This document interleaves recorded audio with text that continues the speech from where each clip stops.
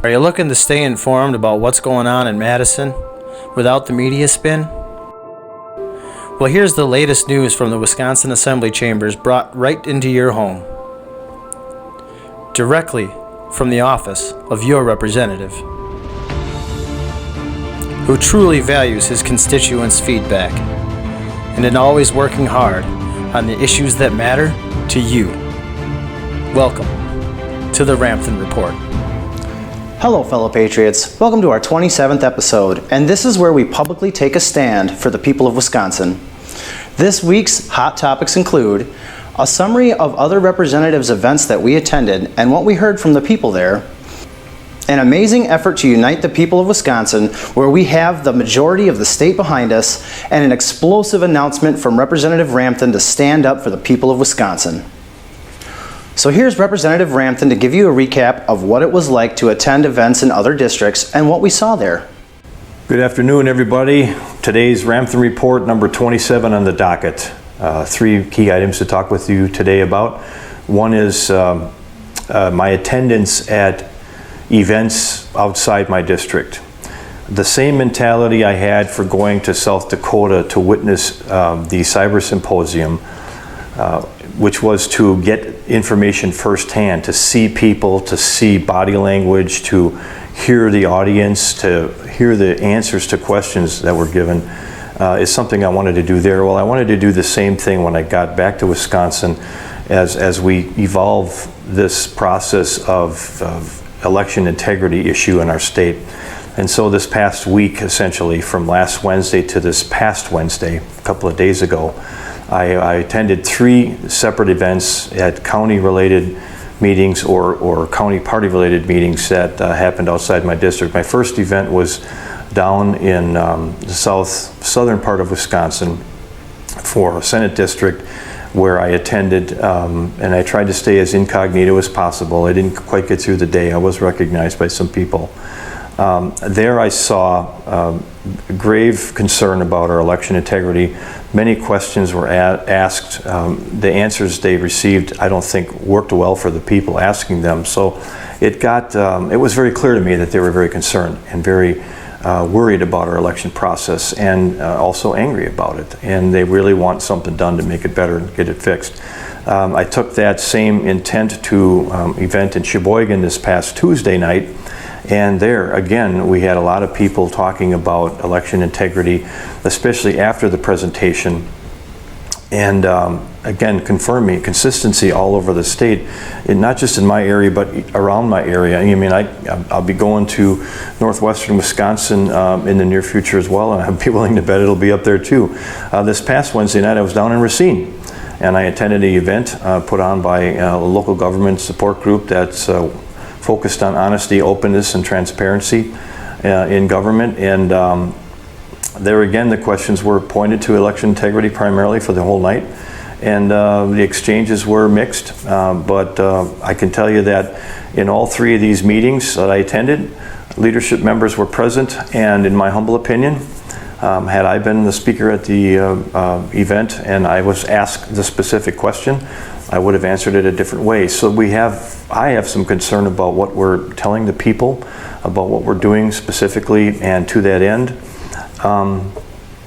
I am pushing hard to make sure that we get the message out that's truthful and proper so that we can get closure to the situation. More to come. Thank you. We wanted to see for ourselves what is happening across Wisconsin, and it's clear to our office that the people's concerns are not being heard and addressed. Now let's talk about the historic movement that has been underway in Wisconsin that you won't hear about on the mainstream media. Back with another update regarding our county resolution initiatives. We have 72 counties in the state of Wisconsin, and currently we're at the majority breakpoint of GOP county parties that have signed on to support a full forensic cyber audit. We've received resolutions from these county parties and their executive committees saying this is what we need to do and this is why, and we support that action.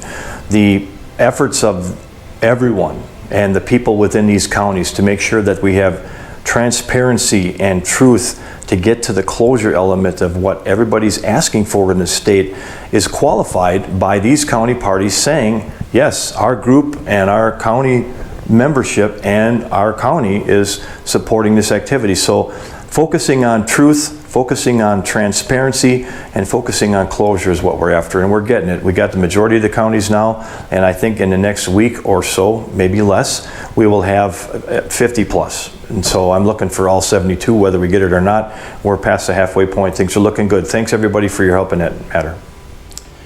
We are very grateful to each and every one of the people who united and took action, dedicated their time to make a stand and bring the majority of Wisconsin counties together as one.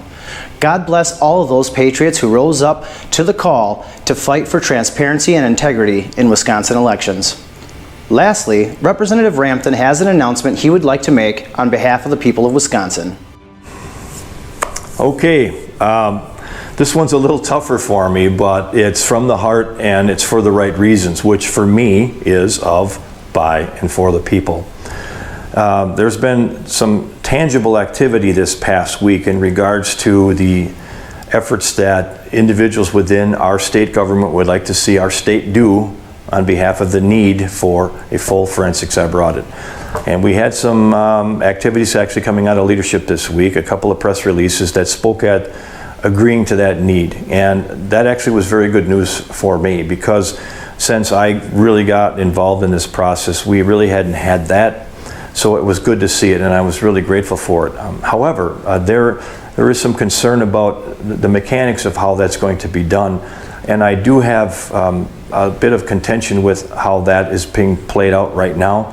I do know of Justice Michael Gableman. I know Michael Gableman. I consider Michael Gableman my friend. And he has been asked to run as special counsel and head of the department that oversees this type of activity. And I think the functional necessity of the position is necessary, because it's a big thing. It's a big deal. It encompasses the entire state, and it's not a one-person job. So you're going to need an office full of people and many resources to address the process. However, I think it should align underneath the chairperson for campaign and elections. The individual chosen by the speaker and funded by the speaker is not an elected individual. And I think when you talk about governance and representation of people, and you've got committees that do triage on issues, we need to funnel the overhead and the magnitude of this problem into the campaign and elections committee, and have those resources and the resources they have utilization and access for to get the answers to this. And of course, an individual like a special counsel would be a great add to be the arm, kind of like the sergeant running around and the drill sergeant getting these things done. I think that's a really good add. So I'd like to see that position report to the chair, so that we can have that openness and that transparency of, by, and for the people through the elected individuals for those roles. That's not the case right now, and that concerns me, because we may have limitations in exposure and transparency on the process, and the individual reports to one person, and I don't think that's proper either. It should report to a group of committee members on behalf of the people. So I do have a press release going out later this afternoon that speaks at this, and I'd like to try to do what I can to make sure that the people are represented, their demands are met, and that the process is transparent. And the only way to do that well for success of all, that everyone can be successful. Mr. Gableman can be successful, the campaign elections committee can be successful, the speaker can be successful, the legislative body can be successful, and the state of Wisconsin can be successful, is if we modify the alignment to work with the right resources which exist through the committee. I hope this makes sense. It's going to be back and forth and contentious, I think. Shouldn't be. If we're all on the same page and we're trying to work toward the same goal, it shouldn't be. It might be, but I will not waver from trying at least to ask the questions, to make the requests of, by, and for the people. Thank you for your time. This concludes our 27th episode of the Ramthun Report. Don't forget to check the links below and make a Ramthun request. Remember to share this content with as many of your fellow patriots as possible, because together we can truly restore the principles of a government of, by, and for the people. We will see you next week. God bless you and yours always.